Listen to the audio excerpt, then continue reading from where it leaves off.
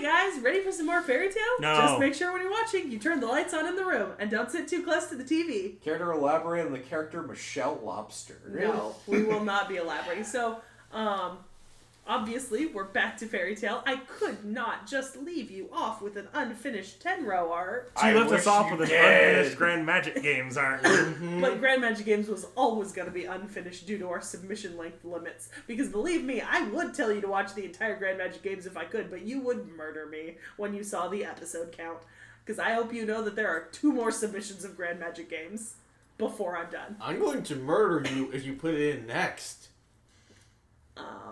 Does she have a submission this time around? I think No. Not yet. Depends if random. The one pulls. after. Let's take a... We'll get there when we get there. Yeah.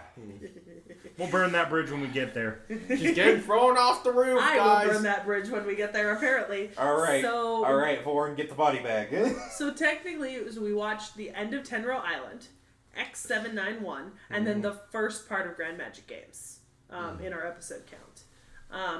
So I would like, I mean, obviously not like, it doesn't have to be ratings, but I would like to know how everyone felt about, I kind of want to tackle this arc by arc, if that's okay with you guys, because I think we're at the point where we can do that. So I want to hear what you guys all thought about Tenrou Island, because I personally think, we started at episode 117, I personally think 117 and 118 are some of like the strongest episodes in the Tenrou Island arc, because it calls back to Loxus and the entire storyline that we had with Loxus a couple arcs ago, and I think it's really poignant and meaningful, but maybe that's just me, so I'd love to hear your guys' opinions. Are we talking Tenrou, just post-time just skip, Tenrou. and No, then... No, I mean just like Tenrou. those 3 split, right? Yes, 3 separate... Tenrou, post-time skip, because, post-time skip is called X791, because that's the year that they get back. Okay. Yeah. Because that's the way that they do year dates. It's X and then the number, so X791 is the year that they return. So Tenrou. I feel like I don't... Okay, I have a little to say on Tenrou. It was alright. It was fine. I liked it well enough. I think the ending was really good. Mm-hmm. And the resolution to what's her name, she shows up again in Grand Magic Games. Her and the... Altair and Melody? I think so, yeah. Meredy and Ultir. Yeah. I think it's Meredy and Ultir. Yeah, their resolution was really, really good. They have such a strong ongoing character arc. Like, what the fuck? These random ass characters we were introduced to way back in, like, Gray's first arc, you know, still here kicking. Their actual character resolutions were... That was really, really well done. Yeah. But... Generally speaking, I don't think I have that strong of an opinion on everything in between. Like, the resolutions were really good. The stuff in the middle was kind of... I mean, how did you feel about the whole Loxus coming back in the way he did in those first 2 episodes? It was alright. I don't know. I don't think I've glomped onto Loxus as a character as heavily. Yeah. I'm mostly in the same boat as far as, like, Knick-Knack goes, as far as, like, where I'm at with the show. I think it's kind of just... They're trying to, like what they said. Well, he's not talking about the show in general. He's talking about Tenrou Island. No, okay, I should say more specifically for the arcs that we're on right now. Yeah. But it's mostly just trying to settle sort of previous plot points, which I do like. I like that the author isn't just, like, leaving, like, plot points out to, like, hang out there forever. Loxus, his plot point isn't necessarily being settled. His story is being brought back. I'm talking more so about the others. Yeah, the others. Okay. Like, not so much Loxus. Loxus is more so being brought back into the spotlight to have a further arc for his more of his development. Mm-hmm. But I can see kind of now where the trend is. It's a little formulaic now, I guess is the best way I can describe it. All shows shonen are. You go on for 200 somewhat episodes and not start falling into you get to 329 episodes and try to be not just formulaic. wait till you get further into fairy tale. Yeah. Yep. And then, I mean, shit, look at One Piece, for fuck's sake. Oh my god, One Piece is so formulaic. It's a good formula, but it is so formulaic. It's go to island, go beat baddie.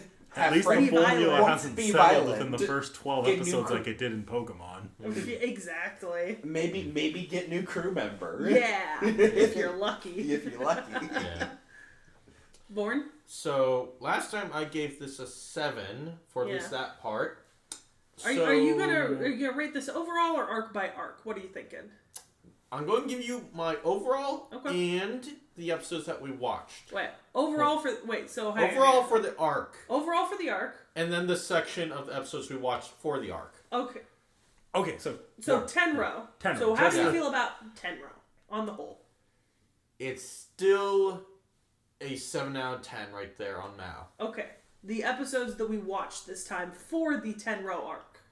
8 out of 10. Oh, I really did like that end bit. So, Let's all join hands together. Yes. The series as a whole so far, up to the end of Tenrou. I'm going to need to look at the Mao scale again to make I am sure. actually a little bit curious. So, series up to Tenrou, Knick-Knack.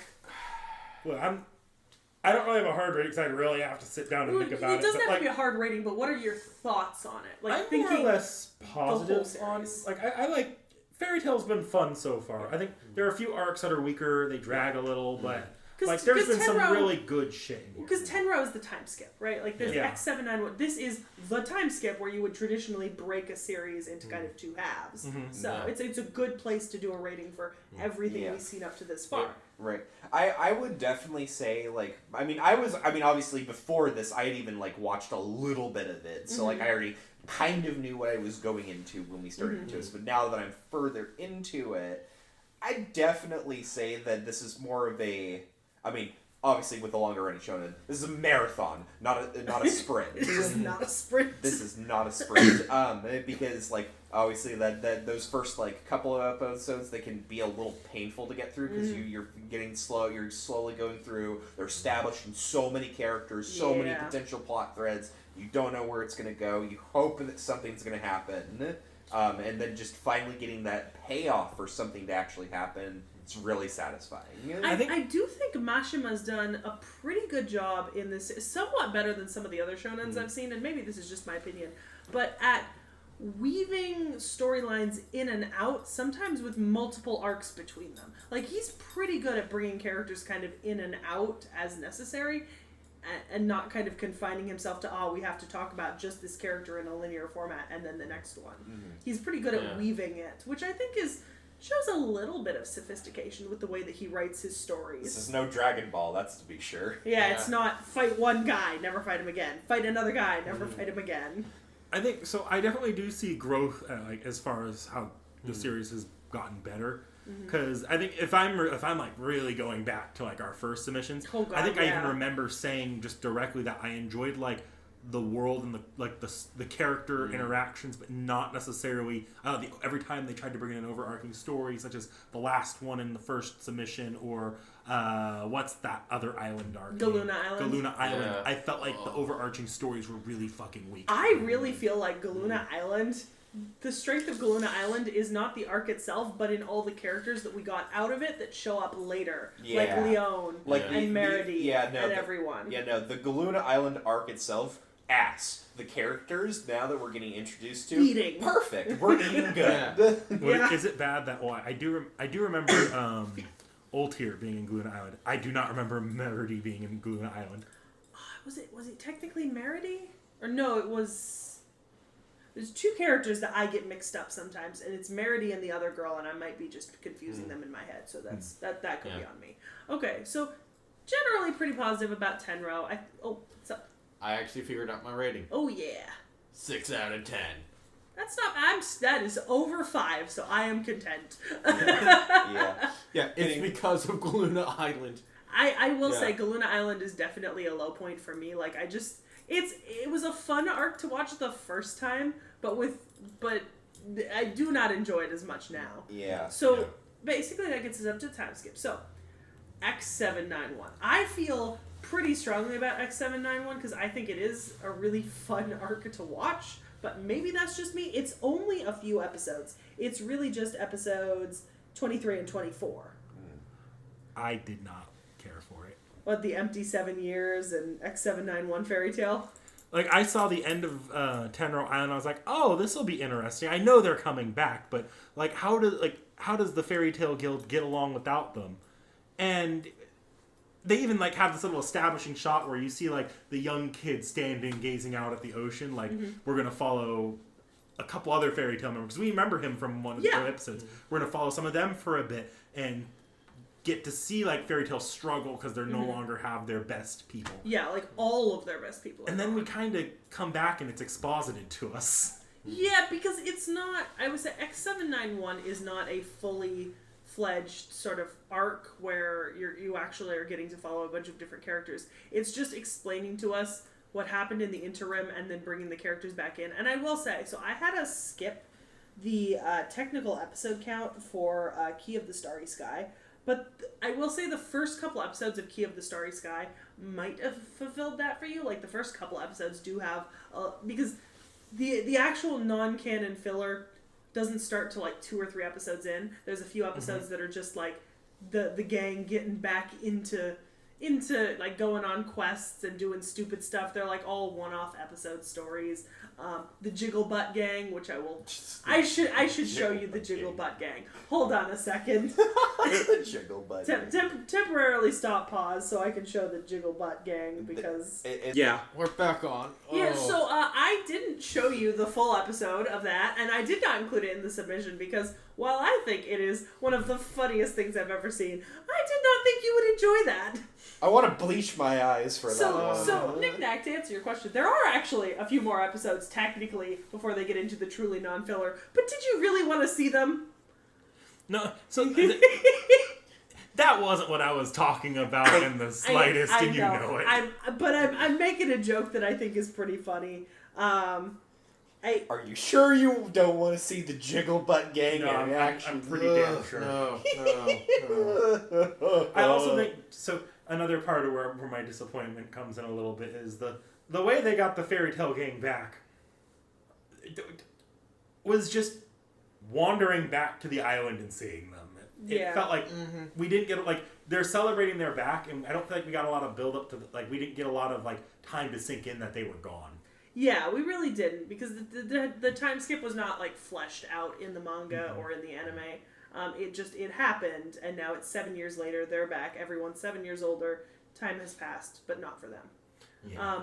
I think I like it as a setup to Grand Magic Games, because I think it works really well as a setup to Grand Magic Games. It does. But on its own, it's just 2 episodes, and it's not really... I think my problem entirely is how it's framed. Because if it's framed entirely from their perspective, like, they get nuked, and then next episode, we're seeing their perspective as they get back, then it's like they're walking into a world that's unrecognizable to them, basically. Yeah. Kind of like if you ever seen, like, Shawshank Redemption, guy gets out of prison and doesn't recognize everything's different about the world that he just walks out. That could be that would have been an interesting. I do feel like that would have still leaned into what Grand Magic Games starts building up. With this though, it's like it just feels like we're exposited to like what's changed. Like we're just getting a straight up info dump. Yeah. Which I understand there's a plot purpose for that, and I do appreciate what it does provide us with the plot. But as an actual storyline, I feel like it was kind of weak. Yeah, so really quickly, before we move on to Grand Magic Games, I'd like to tackle something real quick. So, well, do either of them want to give their thoughts on it? Oh, yeah, sorry. No, you're good. I just you're completely good. bulldozed over you guys. I'm so sorry. No, you're good. I realize my honestly, opinions are so sophisticated they drowned everyone out. They're good. Like, honestly, I don't really have as much to add to that one because I feel like Knick-Knack pretty... It's just 2 episodes? It's just 2 Yeah. Knick-Knack pretty concisely covered everything, so I don't really think I'd add much more to the discussion, honestly, in that case, so... I do love myself a good info dump, but god dang it, there were parts missing, as Knick-Knack noted, and probably either more episodes or... Some of it fills out later, like they talk about it more, like further into the series, but I get where you're coming from. So, before we move on to Grand Magic Games, I forgot openings. So, Tenrou Island was still I Wish, with Boys Be Ambitious as the ending. But then, for, let's see, is it the same? Okay, so technically, we got a new opening song for Grand Magic Games. We got Breakthrough with Kimi ga Kureta Mono as the ending song. Yeah. So, how do we feel about Breakthrough? Yeah, it was alright. I don't know. Yeah. I just thought I'd mention it. I mention it every time we have a new opening. Yeah, it's fine. You're Sometimes fine. someone will come along. I'm like, wow, that was really good. I just realized we never talked about OPs and EDs for either of the other anime. Oh shit! Yeah, we completely forgot. It's fine. Speed run. Speedrun. No, they had him. It's fine. I genuinely can't remember either of them. Yeah. So technically, obviously, I am leaving you off on not a cliffhanger per se in Grand Magic Games. It's not exactly a cliffhanger. I've just picked what I think the best place was to split it, given the episode count I had available to me. Because technically, the Grand Magic Games arc runs from episode 151 to 203. It is a 52 episode arc. Oof. So I was never going to get all of that in a single submission. Absolutely not. However, I did get us a little of the ways into there by having us watch up to 162. So it was 151 to 162. 151 is titled Sabretooth. 162 is the Elfman versus Bacchus fight. Now, Vorn already mentioned this, but Fairy Tail does one thing that I dislike when it comes to some of the ways that they end and start new arcs, is that sometimes an episode like Sabretooth, technically Sabretooth starts Grand Magic Games officially. Like, there is Grand Magic Games content in Sabretooth, the episode 151, but there is also half an episode of content from the ending of Key of the Starry Sky. So unfortunately, I got a message from Nick Knack, Vorn just mentioned it, when you started watching this section of episodes, you did see a chunk of time with a bunch of characters you did not know, and content you were not familiar with, and it was because it was part of the filler arc that I skipped. And I didn't realize that I should give you like half the episode, and I wouldn't have given you half the episode anyways. That's kind of like a little clunky to work with. So you are just gonna have to kind of disregard that like half an episode or like little bit of extra content that like was not meant to be shown to you. That little it's that little hitch in the road where they decide to include random characters. But it's happened before. Like, this is not the first time it's happened. It's happened twice. It's happened to us in the other direction. Where the first half was part of the full arc and the second half was filler. Exactly. So it's understandable because this is just the way that Fairy Tail does it, but I am sorry for that because I did get a very kind of panicked text from Nick Knack being like, did you give us the right episode count? I was like, I'm pretty sure I did because I went by the official Wikia episode counter, but my bad. So, should I start us out? I have actually a little bit of overview about Grand Magic Games. Grand Magic Games is a giant tournament arc that has other stuff going on in the background. So basically, Fairy Tails come back. They are at the bottom of the goddamn totem pole in Fiore, the worst guild ever because they've had no strong members for 7 years. And there's this new up-and-coming guild with 2 dragon slayers called Sabretooth. And it's got Sting and Rogue, the light and shadow dragon slayers. And they're like, Loxus. And they're like, Natsu, we're gonna beat you. And they have 2 exceeds that exceed even Happy and Charlotte in being annoying and pointless. Frosh and I forget the name of the other one. And then so the master is like, we're gonna send the Fairy Tail team to the Grand Magic Games, which is a giant tournament between all of the guilds in Fiore to determine who is the best guild. So they send Fairy Tail A team, which is our crew plus Wendy, except Wendy gets knocked out, so it's our crew plus Elfmen. But then, surprise, after the first game, where they have to like make their way to the arena or whatever, and only the first 10 teams pass through, what is uncovered but the Fairy Tail B team? The better of the 2 Fairy Tail featuring teams. Loxus, Juvia, Mirajane, somebody Kana, else, and I forget. It was the. There's so many characters. I'm honestly impressed you remember. There's 5, right? Mystigan. Dash Jalal. But it's really Jalal. Yeah, it's actually Jalal this time, not Mystigan. But and so the Fairy Tail B team appears. They've also made it in along with the Fairy Tail A team. And then the games begin. B team superior.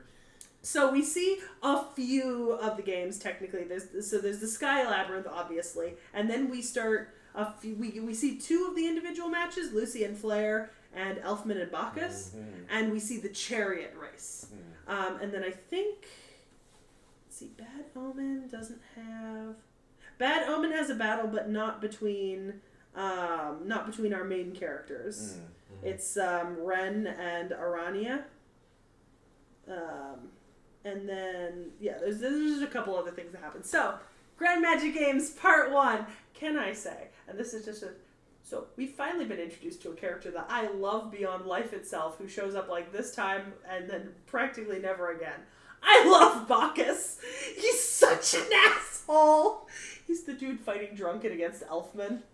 In the very last episode we watched. I love him so much. He's so stupid. He's one of my favorite characters.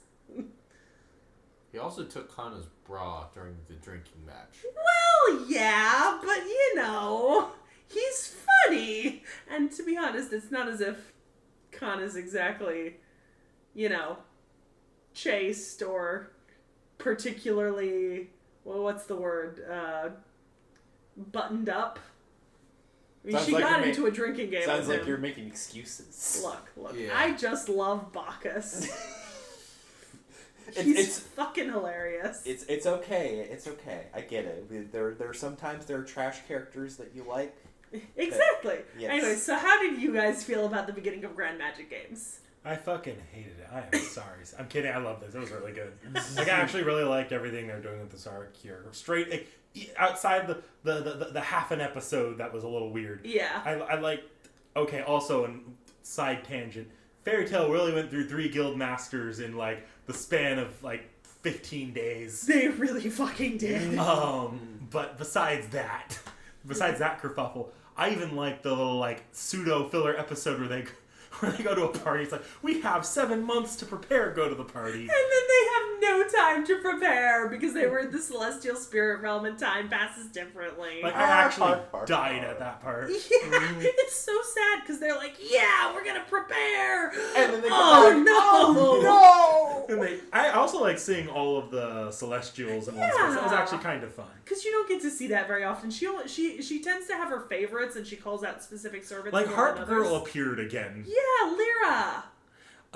She hasn't appeared since Galuna Island. I didn't even fucking remember her. She just played music in Galuna Island. I remember her because we brought her up in discussion, I'm pretty sure. It's like, yeah, she never shows up again. Yeah, she shows up when they do parties with the celestial spirits. Yeah. But, other than that, I really like that in this, at least, like, I actually thought you ended it on a really good spot. I was really looking because when I was looking through it, I originally thought maybe I should mention it. Maybe I should end it at like Chariot or something, or just at Sky Labyrinth when they reveal that there's the Fairy Tail B team. But I was kind of looking at later submissions and I was like, I don't know, man. 162 after Chariot, but with this really epic match between Elfman and Bacchus, which shows off Elfman actually earning his place as a member of the team. Right. I really liked it because up till that point, we only see Fairy Tail getting beaten the fuck down. Yeah. Like, they consistently lose every match. They, like, every single last one. Place in the first one, the battle one. They get to Chariot, and Luffy's like, or not Luffy. Natsu. Natsu's like, yeah! I'm gonna do this. And Gajio's like, yeah! And then it's a Chariot, like a run atop vehicles race. Moving vehicles. Yeah, although I do like that the rival guild with the Dragon Slayers they were like, also Sting! Like, yeah. No! Like, everyone, both guilds were like, oh god, why? Also, I will say, it is really nice. So obviously all the guilds have sent their best. It is nice to see that the mages from the other guilds that we have met and the ones that we haven't do have equal power scaling to the Fairy Tail mages. Like, it's not that Fairy Tail is like the ultimate dominant power. No, there are some really fucking strong mages in these other guilds, and some of the people we've seen before, like from Lamia and like Mermaid Scout stuff, they've become more powerful in that intervening 7 years. That's one aspect I've liked. I did trash on how the time skip was handled in the immediate. I do like that aspect of the time skip, where they're like, oh yeah, no, you guys were, even though you guys are people, you guys were technologically outdated right now, and you guys are no longer the best people on the continent. Yeah, like y'all now have to earn your place back in this era. I'm not confident that Urza's not still absolutely busted. Oh yeah, but Urza was always busted. Like Natsu, Gray. Oh my God, Flair's fight with Lucy. What the fuck, dude? That fight. It was beautiful. And then to like have this last fight where it's like, okay, this is accidentally rigged against Fairy Tail, and then Elfman manages to like tank his way through, even though he is the replacement member of the team that the Master didn't think was gonna win, and come out on top for like Fairy Tail's first real win. Yeah, because the match with Flair was completely unfair. Like Lucy could have won, but it would have been at the cost of something greater. She had to give up. She didn't give up in that one. Remember, they solved that, and then it's like, oh, she's gonna win, and then they cheat. Like someone interfered from the outside and cheated. Yeah. That said, speaking of interfering from the outside, Mystic and Jalal. Yep. Being assaulted. Yeah. Poor Jalal. Poor Jalal. Poor Jalal. Okay, well, you guys, how do you feel about Grand Magic Games? I mean, I definitely think it was a good introduction to the show. It was definitely fun. Very shonen. Very absolutely. This is your traditional fighting arc. There's battles. There's puzzles. We are just like what I was saying earlier. How this is a marathon, not a sprint. Before, like when we started it, it was like we were like slowly building up. Okay, we had a little stumble with what was the first? Galuna. Yeah, with Galuna Island. But now we're running. Now we're taking off, and now we're full steam ahead. We've got character development. We've got fight scenes, arena tournaments. Some of the fight matchups are just really interesting. Like they're not going sometimes with like what would tradition like. Some of the fight matchups are interesting. I think. Yeah, I will say we were robbed.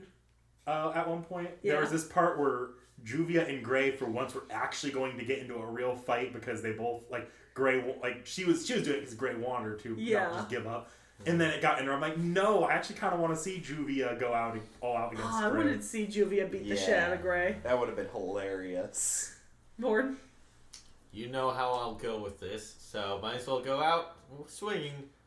2.7. Yeah, you don't like tournament arcs. Yeah, the only thing I really liked about this was the explanation of the times difference between the spirit world and normal world, which explains why Aquarius is a kind of a Aquarius. Aquarius, kind of a bitch.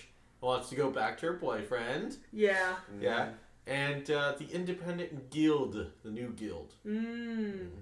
Which one? We only see one new independent guild. Sabretooth? No. Wait. Independent. Loxus, Melody, Altair. The Loxus is not an independent. Sorry, not Loxus. Jal. Yeah. Oh, their little like 3-man or operation. Yeah. Dark guild hunting. Yeah. Okay, that makes sense. Yeah, no, I fucking love Grand Magic Games. I will say, sometimes when I rewatch the show, I just rewatch Grand Magic Games. Because it's like your favorite arc. I don't even rewatch any other part of the series. I'm just like, Grand Magic Games. I want to see them fight it out. I want to see these battles. I gotta say, I get you don't like tournament arcs. I think it really worked, because this is the only arc where I'm like, these Fairy Tail characters actually might not win, and we know because of the Jalal, Altair, Melody introduction that there are actual stakes to there is something else going on in the background, so them winning might be pretty important here. So there is something else I do actually want to touch on, and something that I like as far as you had mentioned it as well, was the power scaling and everything. But what I like about kind of the I guess the Fairy Tail difference is because this is kind of going to be an interesting comparison, but with, say, for example, JoJo's Bizarre Adventure, because I watched 3 seasons of that specifically, and it's very exposition heavy. They very much info dump you on what all the stance powers are, give you every single one. They have to. They have to. Because it changes every fucking season. Yes, exactly. Yeah.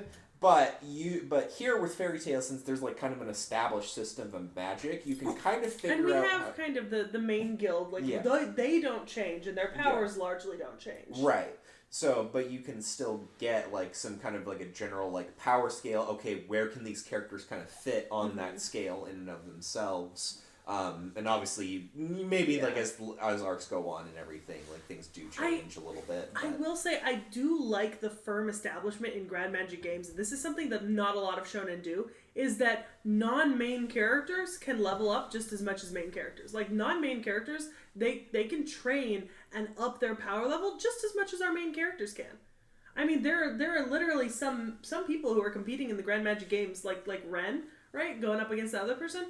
Like he was not powerful back when we first saw him. He could have been beaten down by most of the main cast. You know, like some of these people are like actively working hard and like becoming more powerful. They busting their ass on the grind, as if you would. 7 years on the grind, and now Natsu and everyone comes back and they're just like, oh, I remember you. You were that strong. Oh shit, I was wrong. Reminds me of and there's that. I shouldn't spoil for Aaron, but you know the episode I'm talking about, or the chapter I'm talking about. Oh yeah. I've been keeping up with the anime, so I think I have an idea of which one you guys are talking It's about. one of the early ones. Yeah. But Time freeze. Something like that, yeah. Okay. I just think it's just like, and I think the thing is, Grand Magic Games has a lot more going on than the tournament, and it's hinting at it thus far. Like you're getting little hints that there is something happening in the background, something big. But I really like that the vast majority of the first part of the arc, it really is dedicated to the Grand Magic Games, because this is like the most important event of the year for like most of the mage sort of community. And I like that they like our next submission, right? It's like another 20 episodes, but it is all still Grand Magic Games. Like it's not till we get to part 3 that we break into like what's happening in the other stuff, really. So like, and I'm really excited for some of the upcoming games, because that's the other thing is that we're getting the fight brackets, right? We're getting like characters fighting one another. Everybody has to compete in like one fight, but there's also the events, and those are not always fights. That the chariot race and stuff like that. So there are like special rules and stuff that means that we're not just sitting here watching a bracket of just characters fighting characters. We have this little like fun inserts of like, ooh, a labyrinth, ooh, the chariot race, ooh, this other thing that's not. Yeah, it's a little more unique, and it's kind of like it throws you for a little bit of a loop. And it is really nice that you can see that, like, because sometimes they'll have them pick who's gonna play in the game before they reveal what the game is, so you can get some really bad game matchups. Yeah. You can also get some really good game matchups. Yeah. Depending on who's Like you jumping. get all the Dragon Slayers on the chariot. They had the game named when all the Dragon Slayers, like dumbasses, when decided to join. Well, to be fair, I think it was because Natsu joined first, and then Gajio. I think the in-world way that they did was Gajio was like, "I'm not letting Flame Brain beat me," and then Sting was like, "I can prove I'm better than Natsu." And this is like our first confirmation that it's just a Dragon Slayer thing to have vehicle sickness. Yeah. So the same way Gajio developed it, I'm waiting for Wendy and to Laxus develop it. who? Like, yeah. Wendy and Laxus when? Yeah. It's only a matter of time. Rest in peace. Yeah. All the Dragon Slayers just slowly get fucking motion sickness. And remember, Troya gets less effective the more it's used, so Wendy can't just keep using it on them. I think it's a good setup for a tournament arc. It's not just us sitting watching a bunch of like fight brackets moving. Yeah, There's it's not like a Dragon Ball fight tournament arc. Yeah, and I also like the fact that they are competing for points as a team, and that those points are getting added up, so it's not an individual fight. Like, you can do super great, and your team can still lose really badly. Yeah, but it's also like kind of that structure of where you can have like a couple of bad matchups, but if overall your guild does well, then you can still win the overall. Like, which really shows that it is a team competition and not an individual strength competition. Yeah. I will say though, Fairy Tail's already won. They didn't take last place this year. They still technically are taking top 8 of like. Yeah. But to be fair, that's because they actually sent someone who could complete and win the initial, like, get into the top bracket. Yeah. So it's great. Yeah. Stunning. Love it. Also, I love their little matching outfits that the A-team has. So, like, the boys have been seeing me accumulate them, but I actually, with the exception of Wendy, because Wendy didn't technically get an outfit because she wasn't part of the group. Like Yeah. Elfman replaced her, and he tried to wear Wendy's little jacket. Oh, That's another reason why I think the arc was well paced. Like like where you put or where you ended up was a good spot because that's right when Wendy finally wakes up. Yep, and Elfman proves that he was Yeah. like deserved to be there. But so the boys have been seeing it, but bit by bit over the last like 6 to 8 months, I've collected each of the main characters in their Grand Magic Games I outfits. thought they hinted that Wendy might be able to step in later as a reserve member because you True. are out of reserves. I don't know if that'll actually come up. I feel like that's been put on the mantle to be shot, so someone is shot. Absolutely, yeah. Oh, but anyways, B team superiority. B team. I'm rooting for B team. Juvia. Mira Jane, Loxus. It's Mira Jane, Loxus, and Juvia. That's really who I'm going for. I love them. Yeah. Like our little not quite main characters, but kind of main characters. Love them. Yeah. So I'm really excited to show you guys more of Grand Magic Games. And you are gonna watch more of this season. Yeah. Like my push this season is to get you through more Fairy Tale. So every single submission I get, rando or regular, is gonna be Fairy Tale. Because every time it gets pulled out of rando, I put it back in. As long as it's not a huge episode count. So they all are. There's so many episodes. I gotta get you through them somehow. Hopefully by the end of the season, you'll be through episode 200. That's the goal. Fingers crossed. Yeah. You can have Look, unlike Warren, I'm not dying here because I'm actually enjoying the current arc. So Yeah. I'm also. No, I'm dying because also, like, I have other stuff to do besides Did you watch binge your this? stuff. I binged half of it. You just watched a couple episodes a night while you're doing homework or something. Put it on You think English I dub. got fucking time? Put it on English dub and put it on in the background. Don't Yeah. you really want me to pay attention at least somewhat? Eh, I'm very after fights. you once Yeah. you get As long the as you know formula who down. wins. Once you get the formula down, you can kind of just set this around as background noise. Yeah. I mean, not that I'm saying you should, but... But like maybe just pay attention for certain key moments, I guess. Yeah, well, anyways, you are going to have to deal with a couple more long Fairy Tale submissions. Great. So, because I do want to try to get you through Grand Magic Games by the end of the season. Like, that's my goal, and that's 2 more 20-episode submissions. So, it's just kind of how it has to be, I'm going to be honest. Just Like, I feel bad, but it's how it has to be. Just know, you also have to do this during exams as well. Not if I time it right. Not if I time it right. This is the biggest issue. It's supposed This is to gonna be the biggest thing that bites you in the ass. It's your submission. Shit, Fairy Tale. Exams are around the corner Yeah, as I'm well. gonna be real. I don't have exams this semester, so. Must be nice. I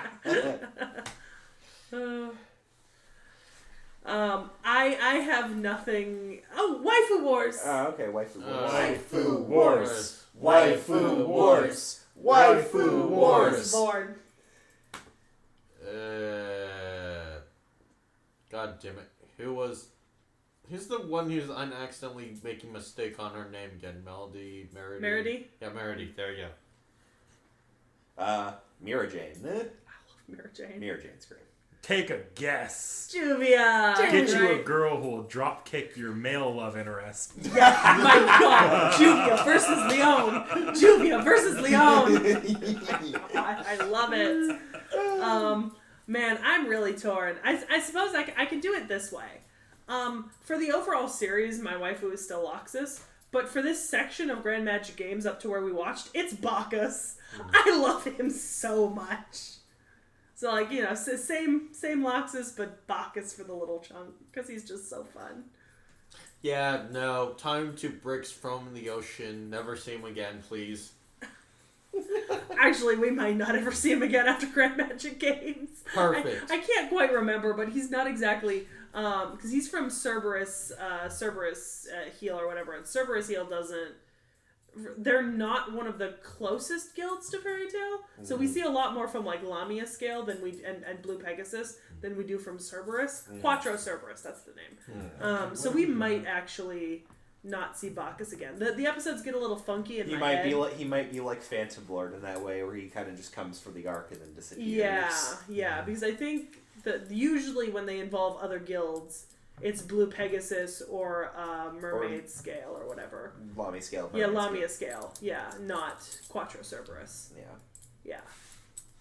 You gotta move slowly. And then do we ever get any more like dark guilds later on?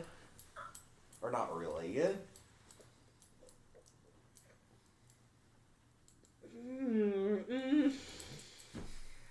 a complex question.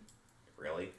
Yeah, for this, because Do you want me to like come in with Apollo's gift of prophecy here? Because I have a suspicion it's something they set up in this arc. All right, let's hear. why don't we hear? Let's hear your Nicknack's, oracle. So Yes. up till now, we've had a lot of dark, like these are illegal guilds not sanctioned by the Magic Council. But we've had this entire shift in Magic Council 7 years later, and they come to find out that a dark guild, like one that's clearly still pretty fucking awful, has suddenly gotten like overturned. I have a feeling that dark, like as we move on, we're going to start seeing more and more dark guilds that are no longer dark guilds, but they shouldn't be sanctioned, that they're being protected by people in the Magic Council now. Ah, so corruption, Yeah. bureaucracy, my favorite.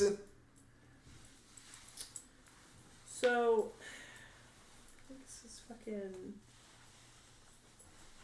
So you would see this if you looked this up online anywhere, but officially this arc technically is sub-split into 2 arcs. So this is the Grand Magic Games arc, but it's also the Grand Magic Games and Tartaros arcs or something like that. Yeah. And there's Tartar sauce.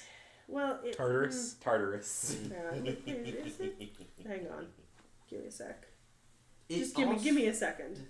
It also might not just solely be the Magic Council that's corrupt. I'm pretty sure the government's in on this as well. Oh yeah, exactly. Sorry, not Tartaros. I got the wrong name.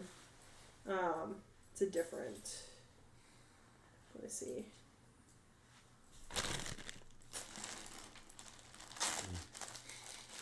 Chuck wants his treats. Sit. Good boy, Jack. What are they anyway? I don't know. This was a surprisingly loaded question that I was not expecting it to be. Well, okay, because we've sort of reached, like, the time skip kind of reached the last extent at which we were just gonna get a bunch of dark guilds that they were gonna be fighting. But Tenrou Island also introduced us to Acnologia and Zareth, who are both villains, like huge overarching world-ending villains, and it did not resolve them, Right. obviously. Yeah. So I think there's technically one more large-scale organization. I don't want to say guild, but organization. Yeah. That they do have to deal with, not in Grand Magic Games, but there's something else going on in Grand Magic Games that is not quite a dark guild like the Balam Alliance, but there is something going on. I think Knickknack's somewhat on the right, like he's a little bit on the right track with what he's thinking. Okay. Not entirely. But you're not, obviously you haven't had enough hints to really develop a theory, but you're not entirely wrong. Hi, honey. Oh my goodness. Yes, I know I taste good. I promise you, you can bite me. He seems to be scared. He seems to be scared of me the most. Still, He licked me, so I'm happy. Yeah. He licked me several times. Yeah, he likes to lick people. Because he thinks we have treats. Yeah. Well, I mean, we gave him food, so. Yeah, I think the thing is, post time skip, Fairy Tail becomes a little bit more ambitious in its overarching world building and storytelling, and outside of a few exceptions, they really don't introduce any more big bads. They just delve deeper into the existing big bads who have already been introduced, if that makes sense. So we aren't gonna get like a bunch more small arcs with bad guilds. Like that's just not gonna happen again. But stuff is going on behind the scenes that does have to do with like kind of overarching like evil plots and stuff like that. And Grand Magic Games is not just Grand Magic Games. I mean, the latter like third of this arc is completely free of Grand Magic Games. It's like its own sub arc inside of it. Yeah. So. Isn't there like only one like large dark guild left now? Yes and no. Because we know that like Grimoire Heart's gone. Yeah. The other one's supposedly gone silent. Yeah. And thus there's only one more. Because there were 3 guilds in the Balam Alliance. Yeah. Like, we will see dark guilds again, Okay. but not as often as we did in the first. Not every act. new arc's going to be a new dark guild that's Yeah. just up to However, something. our arcs are getting longer at this point. Like Yes. Grand Magic Games is 50 episodes. Tartaros is another like 20, 30, I think maybe even 40 episodes. After Grand Magic Games, there is actually a non-canon filler arc I will be showing you because it's actually a fun non-canon arc in my opinion.